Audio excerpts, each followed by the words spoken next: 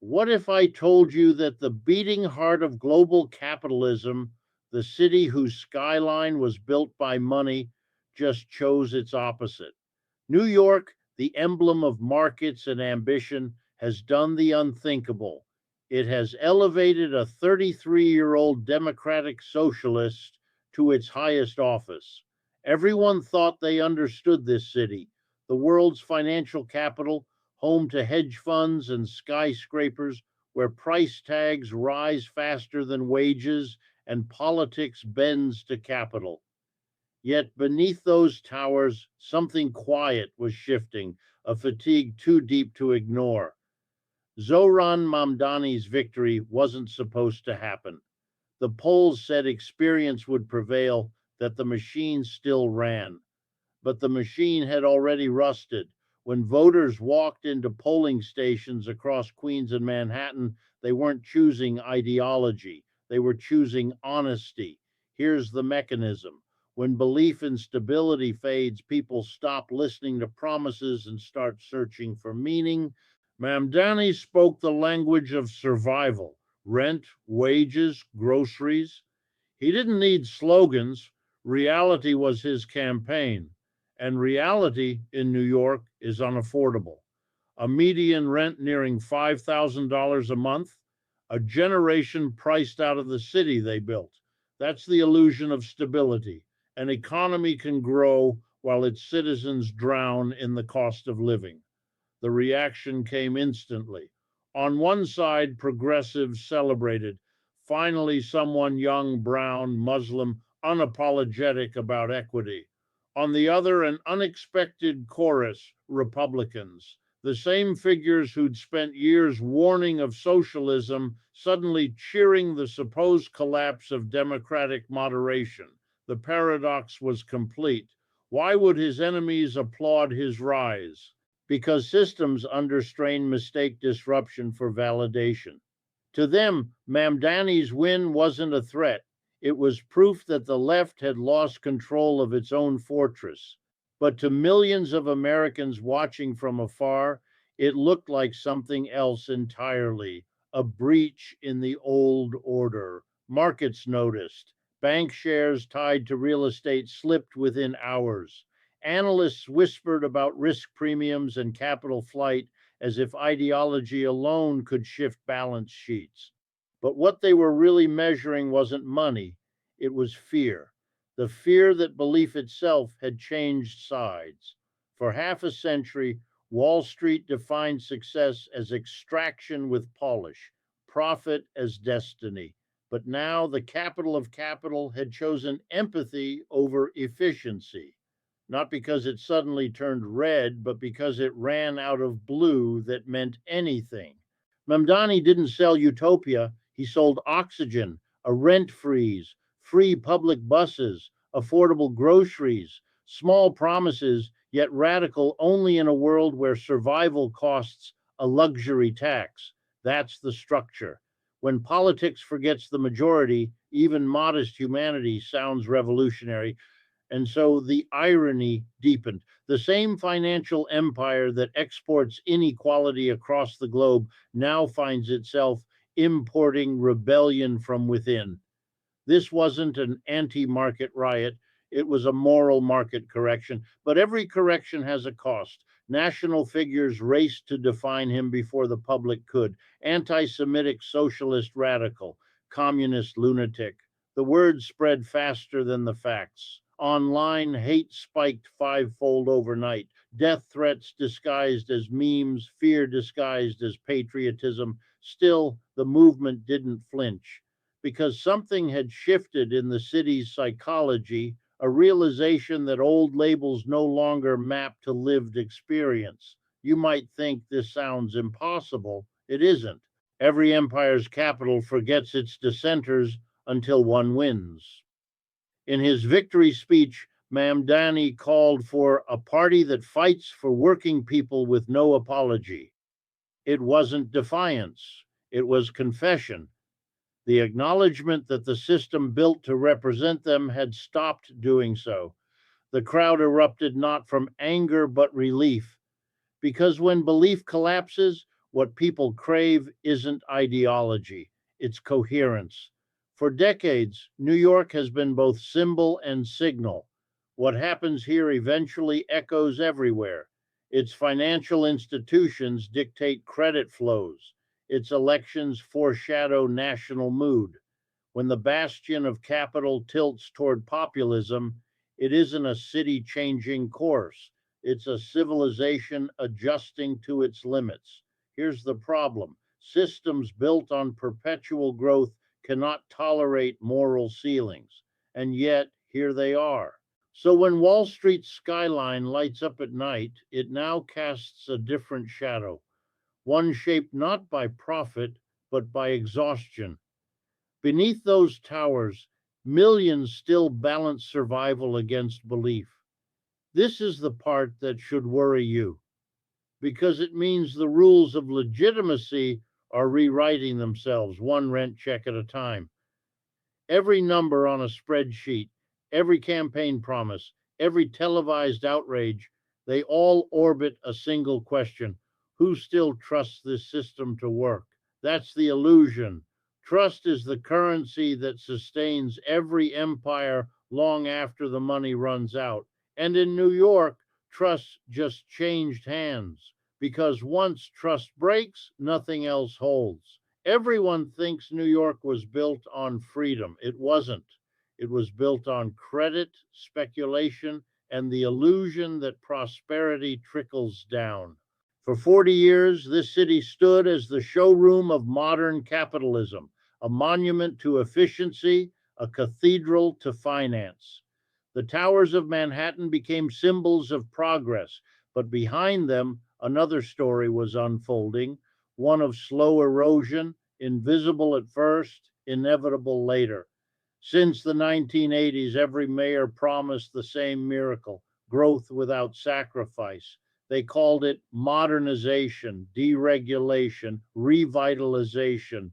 Each new policy spoke the language of efficiency, but efficiency always came at a price. Public housing turned into luxury developments. Wages stagnated while rents soared. The city that once celebrated working people now priced them out of its streets. Here's the mechanism: financialization replaced production.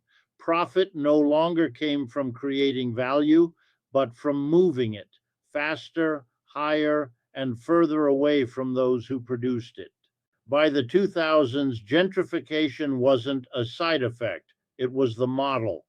Every empty lot became a financial instrument, every neighborhood a portfolio.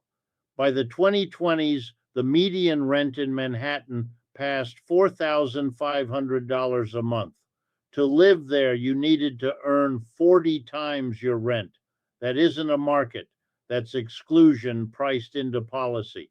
And still, politicians told the same story: that growth meant fairness, that rising property values meant success. That was the illusion. Each administration, Koch, Giuliani, Bloomberg, de Blasio, sold efficiency as justice. But justice without access is just arithmetic, and the math stopped working for most New Yorkers. Here's the problem: when politics stops offering vision, it starts selling comfort. The democratic machine traded purpose for predictability, civic duty for donor access. It became a brand instead of a belief.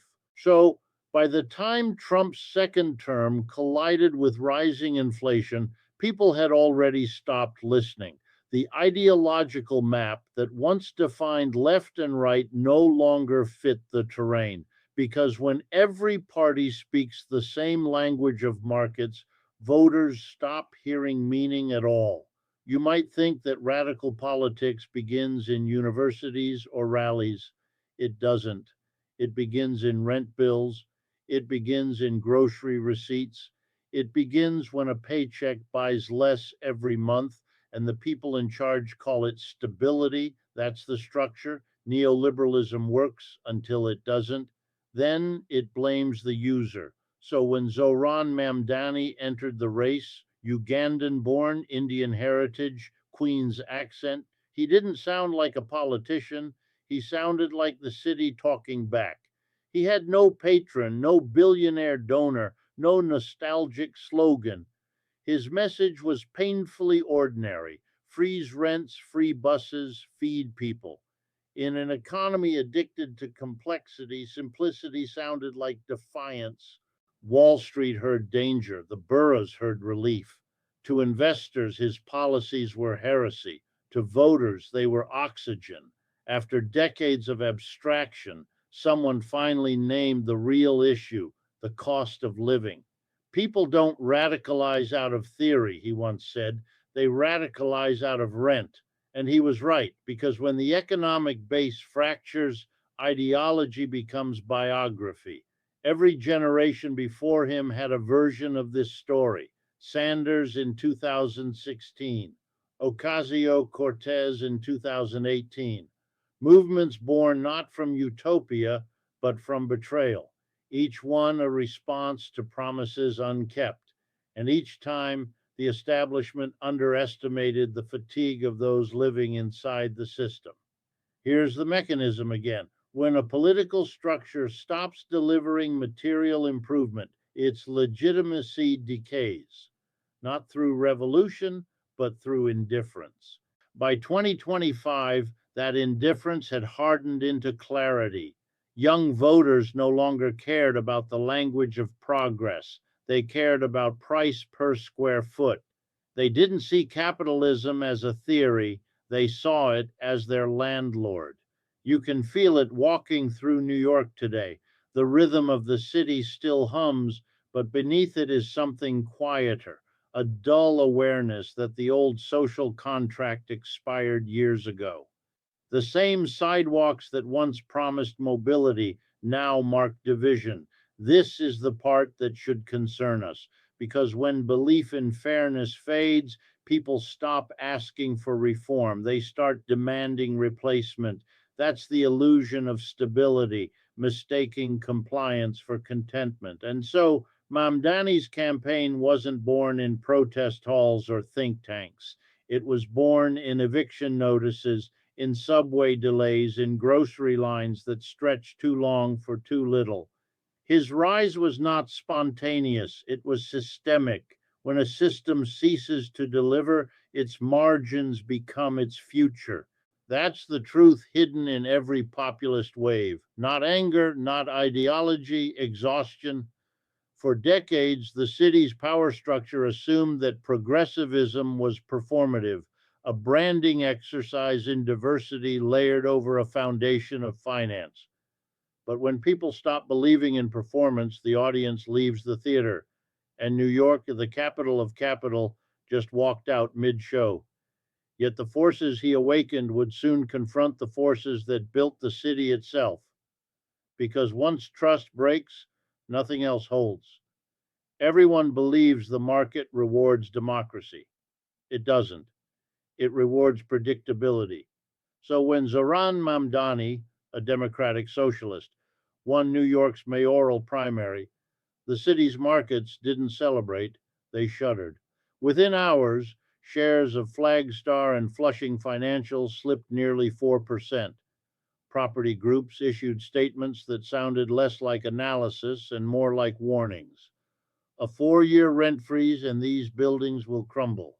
That's the illusion. Markets don't fear failure, they fear disobedience. For decades, New York was their crown jewel, a city where politics bowed to the invisible logic of capital. Mayors came and went, but the structure stayed intact: rising rents, steady returns, growth at any cost. And then suddenly a mayoral candidate promised the opposite: freeze rents, free transit, feed people. The reaction was immediate. Headlines revived the language of the Cold War: socialist mayor, communist lunatic. Cable panels filled with talking heads warning of economic chaos. To them, the threat wasn't Mamdani's policies. It was his defiance of their hierarchy. Here's the mechanism. When legitimacy begins to crack, power performs panic to remind you it still matters. So the backlash came from every direction: Republican strategists weaponized his religion, his origin, his accent. It was the oldest form of fear, the idea that difference equals danger. Online, that fear metastasized into hate. Advocacy groups tracked a five-fold surge in Islamophobic posts and death threats within 24 hours of his win. But something unexpected happened. Every insult became an amplifier. Searches for his name spiked 1,200% in a single day. What was meant as defamation became discovery. The Democratic establishment split in two. The old guard, Clinton, Cuomo, Bloomberg era donors called it political suicide. They warned the party had gone too far left. But younger operatives saw something else, the reemergence of belief, the idea that politics could mean more than management. You might think markets respond only to data. They don't. They respond to emotion. Business leaders predicted an exodus that never came. Hedge funds whispered of flight to Miami and Austin, but the migration was mostly rhetorical. Still, fear has power. It moves money before it moves people. Capital doesn't wait for proof, it reacts to imagination. That's the structure. Confidence is the economy's true currency. When it wavers, everything else follows. So even symbolic dissent becomes contagion. And when belief in control falters, systems punish the symbol, not the substance. It's why a single speech from a 33-year-old lawmaker can shake markets built by trillion-dollar banks.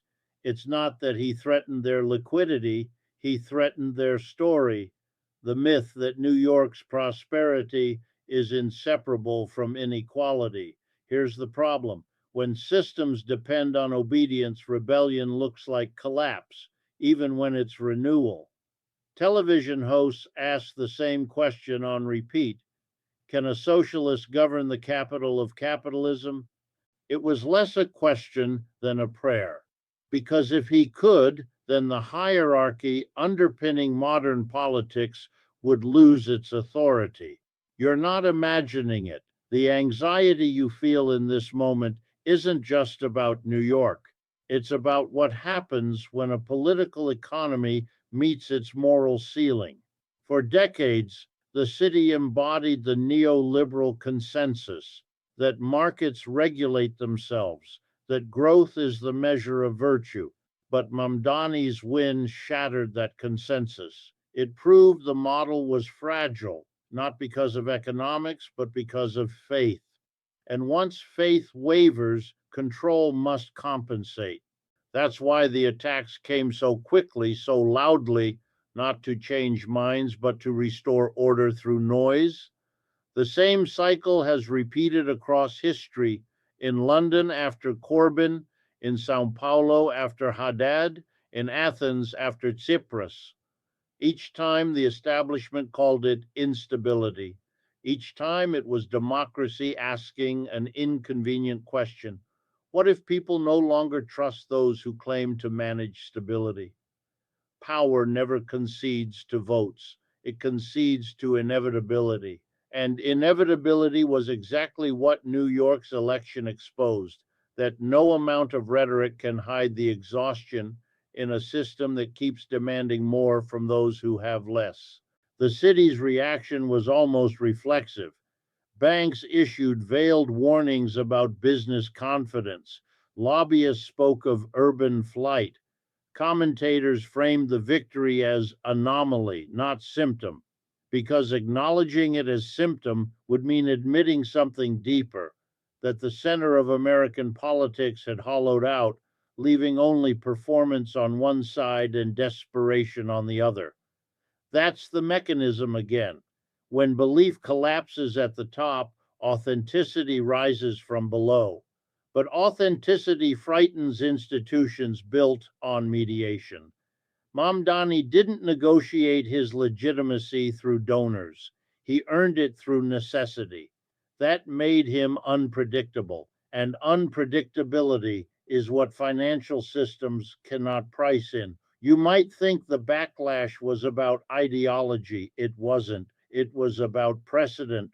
If New York, the epicenter of American finance, could elect a socialist without collapsing, then the mythology that governs global capital loses coherence. And systems like markets don't survive the loss of coherence. They survive through faith. That's the illusion. Control isn't enforced, it's believed. And when belief falters, even empires start checking their balance sheets. The weeks following his victory became a masterclass in institutional self defense, an orchestra of panic disguised as expertise. Analysts issued warnings, commentators invoked 1970s chaos, donors hinted at campaign freezes. It wasn't analysis, it was choreography. The system wasn't predicting disaster, it was performing resilience because that's what fragile power does. It amplifies the noise to mask the crack. But beneath the headlines, the data told a simpler story. Life continued. The subways ran, the markets opened, the city didn't fall. What fell was the illusion that the status quo was untouchable. And that's the real story here. The financial capital of the modern world just learned that its stability was never structural, it was psychological. This system isn't healing, it's adapting to decay because once trust breaks, nothing else holds. Everyone thinks politics is a spectrum, left, right, center. It isn't, it's a circle, and right now it's closing in on itself. For half a century, the Democratic Party managed an extraordinary contradiction. It spoke for workers, but governed for markets. It promised fairness while protecting the foundations of finance. That arrangement worked for a while. It gave voters the comfort of moral language and donors the reassurance of economic continuity. But every contradiction has a half life. Eventually, the illusion fades. Here's the mechanism. When a political system tries to represent two masters, it ends up serving neither. Trump's second term exposed that fracture. Voters didn't abandon moderation out of rage, they abandoned it out of exhaustion. The center no longer meant stability, it meant stagnation. It meant watching costs rise while wages didn't. It meant a language of compassion masking policies of concession. That's the illusion that moderation saves systems built on extremes. By 2025, a quiet realization had spread through the electorate. There was no longer a middle to stand on. Polls showed that 72% of Democratic voters prioritized domestic affordability over foreign policy, and 68% of those under 35 supported rent control.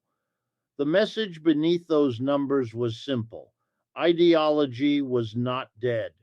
Only belief in progress had died. You might think Mamdani's victory was an exception. It wasn't. It was the inevitable reflection of a structure losing balance, because every empire reaches a moment when its capital elects its conscience. New York did exactly that. The global center of finance voted not for wealth, but for relief. A city of traders and tenants finally chose the tenant.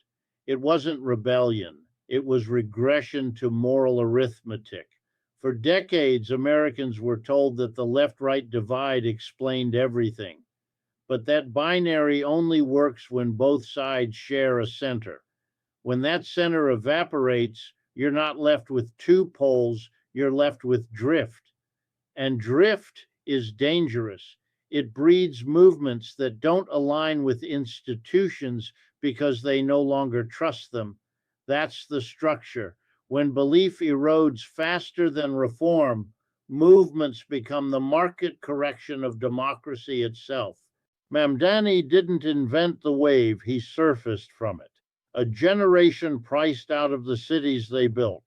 Young people raised on the myth of mobility, now inheriting an economy of stagnation. Their rebellion isn't ideological, it's arithmetic. They see the cost of rent, the cost of food, the cost of surviving, and they realize that moderation never paid their bills. Here's the problem: when economic survival becomes political identity, the traditional spectrum collapses. Both parties still speak the language of prosperity, but neither defines it in terms that match reality. That's why the word socialist, once an accusation, now functions as aspiration, not because the system turned left, but because it ran out of right turns that led anywhere. Every empire in history reaches a threshold where its institutions become symbols instead of solutions.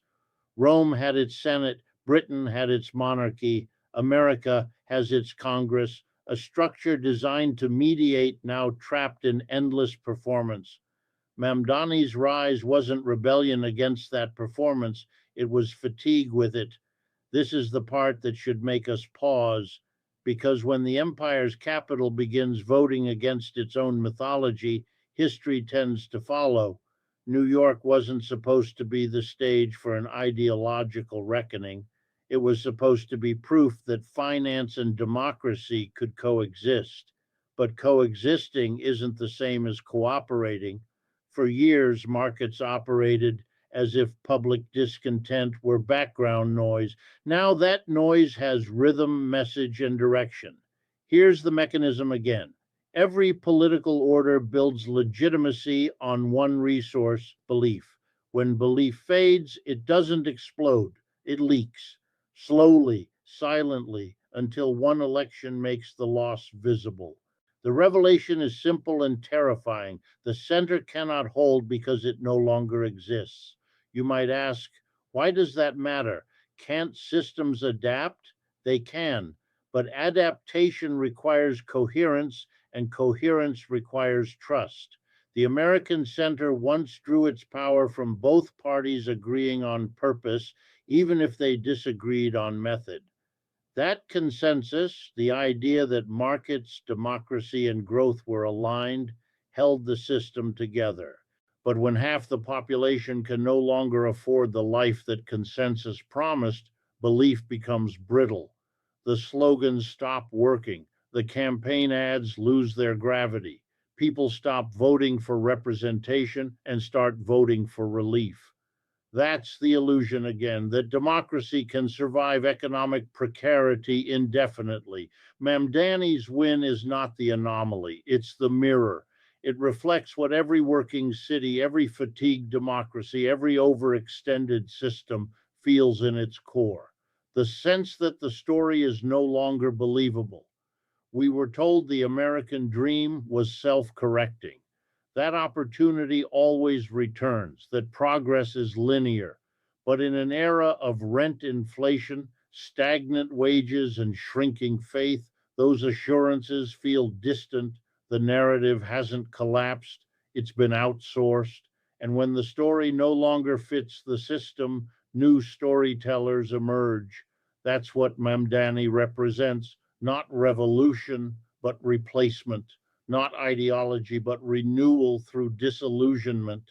That's the mechanism of reform. It never begins with optimism, it begins with disbelief. So when commentators dismiss him as radical, they miss the truth. Radicalism isn't when voters turn left. Radicalism is when the system refuses to turn at all. The center, once a balancing act between labor and capital, has dissolved into a void of compromise. The parties still exist, but their gravitational pull is weakening. They orbit voters who no longer believe in the same sun.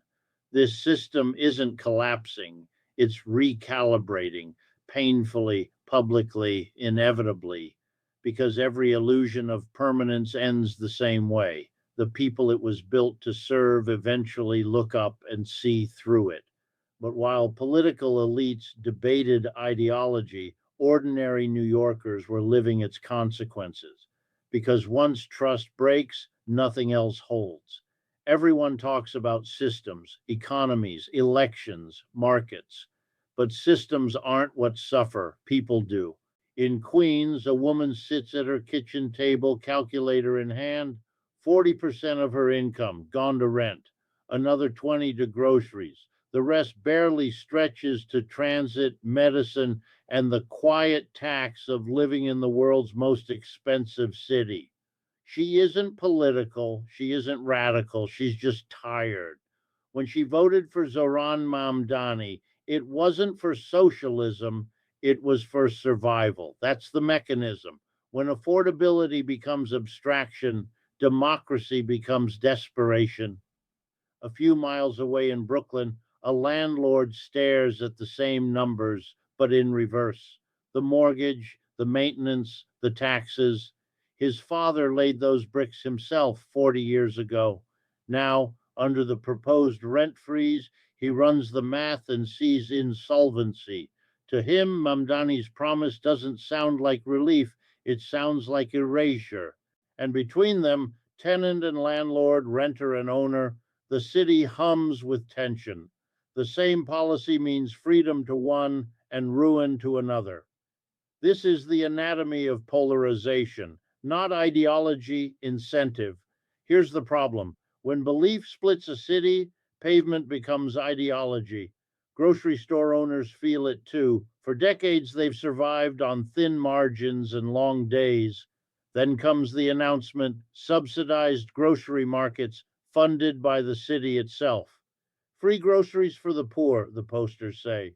But behind every promise of access lies someone's fear of extinction. How do you compete, one asks, with City Hall? The irony is brutal. Every group feels threatened, and every group is right. That's the illusion. In a system this stretched, equity for one side always feels like extraction to the other. Meanwhile, online, the debate turns poisonous. Within 24 hours of Mamdani's win, advocacy groups record over 100 anti Muslim incidents, comments comparing his election to catastrophe, threats disguised as patriotism. What begins as policy disagreement metastasizes into identity warfare. The algorithms reward outrage, and outrage becomes oxygen. This is the part that should make you pause because it shows what happens when a society's economic fractures become emotional ones. We no longer argue about numbers, we argue about existence. In every polarized system, data stops mattering. What remains is story. The tenant's story of being priced out, the landlord's story of being punished for trying to stay afloat, the immigrant grocer's story of competing with his own government. They're all true, and that's what makes it unsolvable. Here's the mechanism again. When both sides can prove their pain, compromise ceases to exist. Mamdani's campaign slogan, a city every New Yorker can afford, sounds simple. To some, it's hope. To others, it's heresy. Because affordability, like justice, is relative. And relativity doesn't unite people, it divides them by experience. You might think this tension is new, it isn't. Every great city reaches this stage when the cost of living becomes the cost of belief. In London, rent surpassed wages. In San Francisco, homelessness shadowed innovation. In New York, the contrast is sharper. Billion-dollar penthouses overlooking overcrowded shelters. A city built on ambition, now ruled by arithmetic. That's the structure.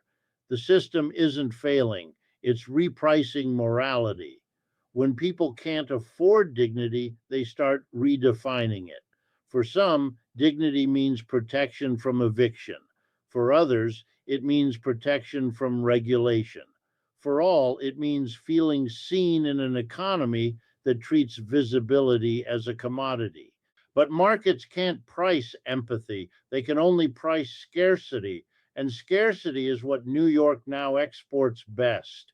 You can see it in the small things, a mother choosing between the electric bill and new shoes for her child, a shopkeeper quietly laying off his nephew because margins evaporated, A landlord repainting the lobby himself because contractors cost too much.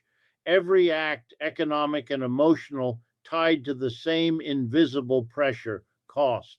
This is the human consequence of macro policy abstraction meeting anatomy.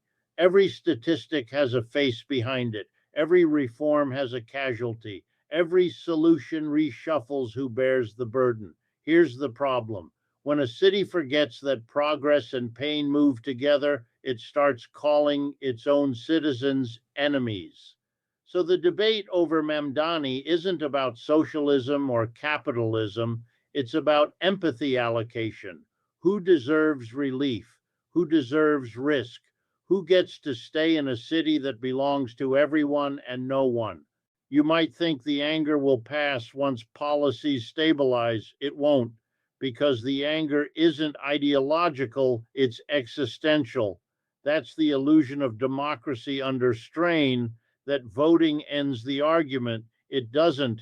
It just moves it from ballot boxes to dinner tables. The city still runs, subways still rattle through the night, lights still shimmer over the East River, but underneath something fragile is cracking, not infrastructure, but identity. New Yorkers no longer share the same city, they just inhabit the same geography. And that's what polarization really is, when two groups live in the same space but no longer share the same reality. Mamdani's victory revealed the paradox at the heart of American liberalism, that equality is celebrated until it costs something, that compassion is conditional, scalable only when abstract. This is the part you can feel without data. When neighbors stop talking, when ideology replaces community, when online arguments become the substitute for empathy, the headlines describe policy, the streets describe consequence, and beneath it all, the quiet question lingers: what kind of system needs this much suffering just to sustain motion? Here's the mechanism one last time. A city built on dreams eventually forgets who can still afford to dream. Yet beyond New York, the world was watching and learning what comes next for liberal democracy. Because once trust breaks, nothing else holds. Everyone thinks revolutions happen in the streets. They don't. They happen in ballots cast quietly in places the world isn't watching yet. What unfolded in New York wasn't just a local upset, it was a frequency shift, one that cities from London to Lagos could already feel. Because this wasn't about one candidate, it was about what he represented, a fracture running through every advanced society built on inequality disguised as order. For decades, globalization promised harmony. The story was simple: markets integrate, democracies stabilize, prosperity spreads. But the results were anything but simple. The same policies that lifted capital lifted ceilings too, ceilings that ordinary citizens would never reach. Now, across continents, the cities that once embodied progress stand as mirrors of disparity, glass towers beside hunger, financial centers beside forgotten neighborhoods. That's the structure. Prosperity built on imbalance eventually collapses under its own symmetry. Here's the mechanism.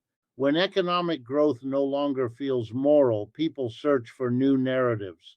And every empire, no matter how grand, depends more on narrative than on law.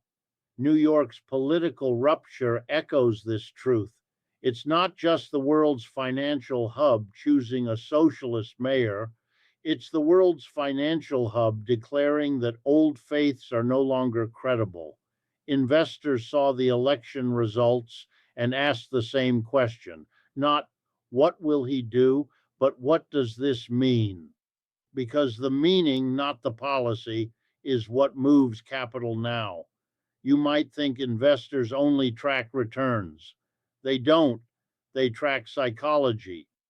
If the market can tolerate a socialist mayor in the capital of capitalism, what else can it tolerate? What else can it no longer prevent? That single thought is the contagion. Every revolution begins as a local election no one thought mattered. And now the echoes travel outward. From the Bank of England to the Reserve Bank of India, policymakers whisper about political contagion. From Berlin to Sao Paulo, the question is the same: how long before the next metropolis follows? Because populism, once the weapon of the right, is returning, clothed in rent reform and social equity. Not the populism of walls, but of wallets. Not built on fear of outsiders, but fatigue with insiders. That's the illusion that broke. That stability and fairness are the same thing. They never were. When people in New York voted for Mamdani, they didn't just vote for policy, they voted against disbelief, against the quiet acceptance that nothing could change. And in doing so, they reopened a global question: can democracy still reinvent itself, or has it become management without meaning? This is the part that should make us pause, because the signal didn't end at the Hudson River. In Europe, inequality is rising faster than productivity. In Asia, megacities expand while opportunity contracts. In Africa, youth unemployment remains one of the continent's most dangerous resources, a generation full of energy but deprived of direction. Across all of them runs the same thread: belief in institutions is decaying faster than those institutions can adapt. Here's the problem: systems that depend on trust rarely notice when trust disappears, because on paper, everything still functions. The IMF calls it urban divergence. Economists call it market fatigue. But the truth is simpler.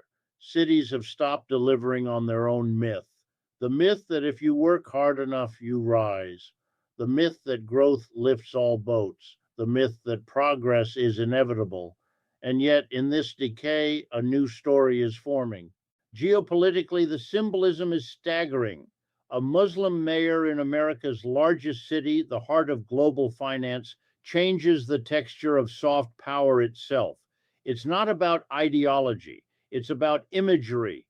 For the global South, it reads like an overdue acknowledgement, a message that even the empire's capital can look like them now. That's the mechanism of narrative power. When symbols shift, perception follows, and perception shapes the world's balance of legitimacy. You might think this is only symbolic, but soft power has always been symbolic, and that's precisely why it matters. In the shadow of Gaza, in the friction of Washington's divides, in the fatigue of Europe's austerity debates, Mamdani's rise lands as something rare, a moral pivot, a moment that suggests the world may be moving, however slowly, from fear of difference to recognition of shared limits.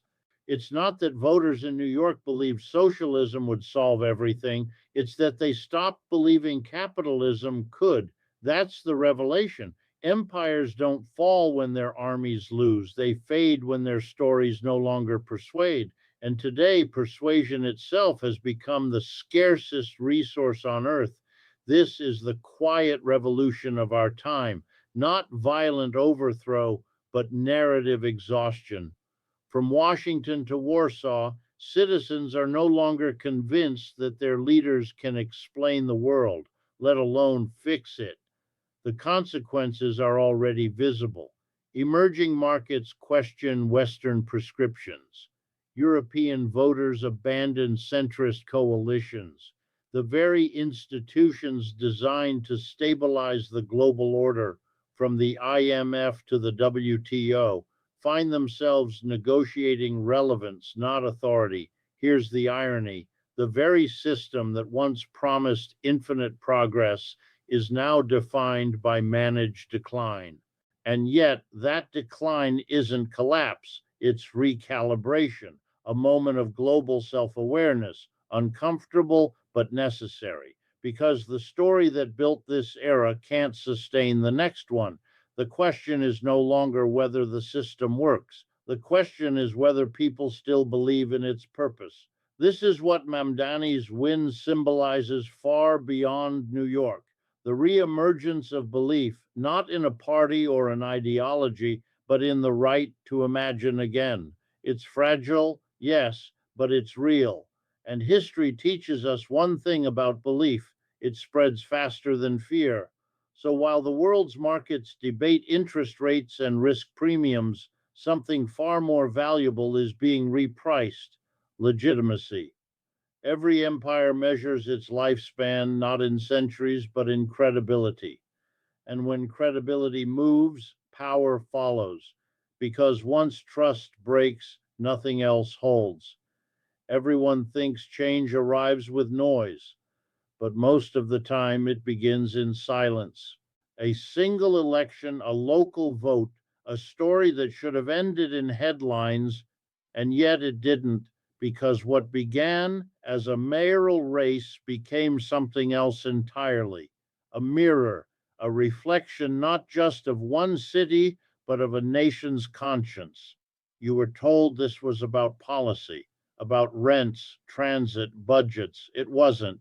It was about belief, the kind that built America and the kind now quietly unraveling.